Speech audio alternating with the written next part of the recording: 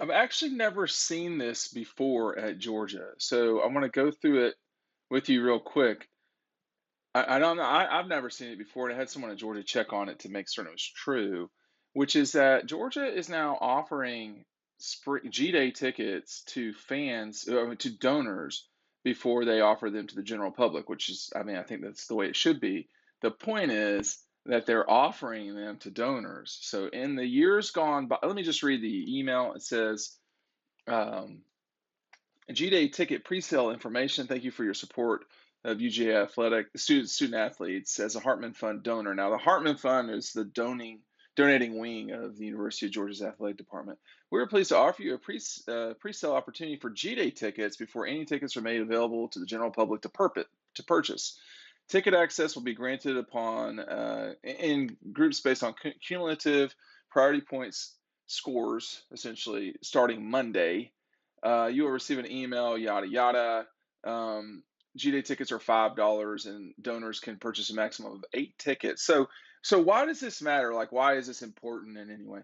It's important because Georgia has gotten to the point of excitement now that they are having to offer tickets to their donors to make sure that their donors don't get shut out of an event that used to be free to the public. I mean, look, they're not making any money on G-Day, okay? They're not. $5 times what, 95 or 90, let's say 93,000 just as a round number. They're making $500,000. I mean that's not the reason they're doing this. The reason they're doing this is so that they can make sure to take care of the folks that take care of them. And donors at Georgia have that has gone up. We've seen collegiate sports has changed pretty dramatically over the last quarter century, and revenue is no longer the kingdom of donors, the revenue coming in, but they still matter quite a bit. In days gone by, tickets and donor pledges and so forth, they were what I would call a substantial portion of revenue at any school, including Georgia. But that's now been dwarfed by the agreements that Georgia has and other schools with media outlets. So in Georgia's case, currently they have one with CBS and Disney, but in the near future it will be exclusively Disney, and that number will continue to go higher and higher. I'm doing this off the top of my head, but it's going to be about 70 to 80 million dollars a year is going to come from broadcasting rights of Georgia's athletic events at home, whether it's football or gymnastics. Obviously, the bulk of that being football. But when you when you start talking about G-Day, that's not traditionally an event that you needed to worry about tickets for. I mean, even when Georgia was in its heyday with Mark Richt and company, 50,000 people would come to the game. And I'm here to tell you, 50,000 people for a spring game is a lot. Well, now it's 93,000. And of course, with 50,000, there'd be no reason to sell tickets. You could go sit wherever you wanted to. It's just that the momentum in the program is different now. It's a cultural experience to go to one of these games. I think a lot of people would say that going to the national championship game was an event that they'll remember the rest of their lifetime. So Georgia selling tickets to donors who certainly could afford $40 for 8 tickets is just a sign that they want to take care of the people that are taking care of them, number one.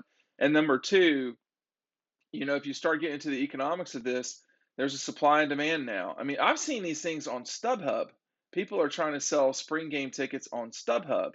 And if you don't traditionally go to a Georgia game, the spring game is an outstanding opportunity to take children or folks that are not as swift of foot as you would typically see at games. This is not going to be a night game, I should add. I can't believe it waited this long.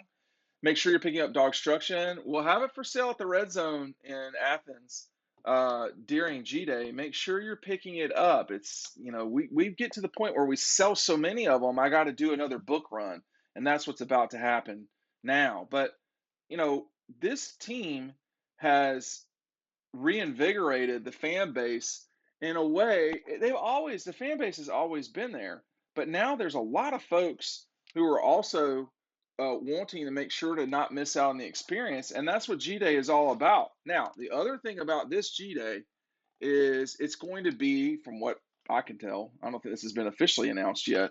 It's going to be when the players from the 2021 football season, you can order DAWGSTRUCTION right down below, 80 pages, coffee table book. Make sure you don't miss out.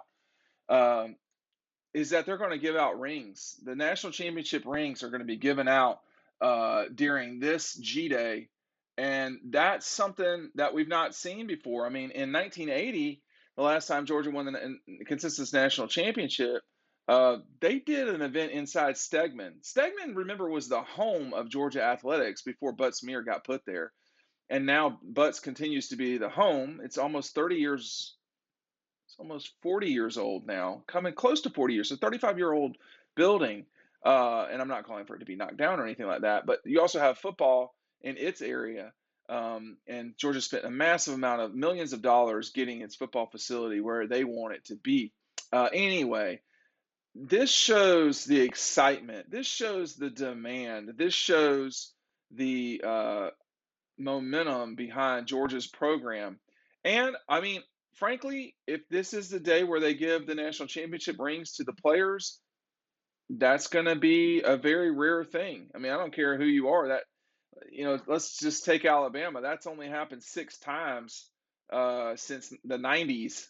Okay, so that's 6 days. It's not a common thing, and it's something to be celebrated. So if you want to get in there, if you're not a donor yet, you're not going to be able to get in, but clearly there's going to be tickets available, and they're going to start at $5 to the general public. I just wonder how many, Hartman Fund folks are going to snatch up the tickets, because you're talking about, the last I checked, it's fewer than 15,000 ticket holders, or donors that get tickets.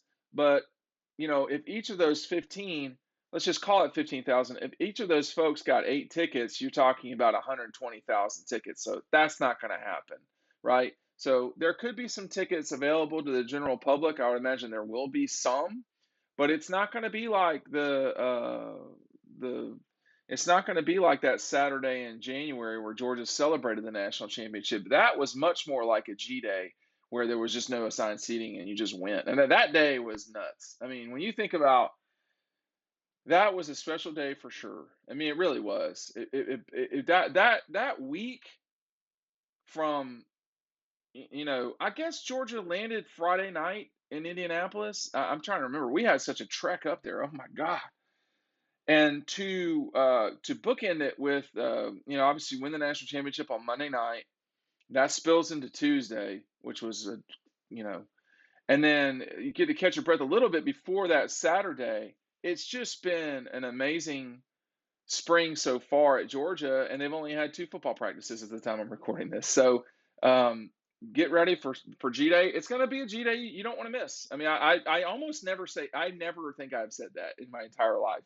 I think maybe when Matthew was there, and I think that the 2016 G Day, which was 93,000 folks. So all those days were amazing events, and this G Day could be pretty special too. But we'll see you over on the website. Make sure you're checking out dawgpost.com, and DAWGSTRUCTION is right down below. Thanks for watching.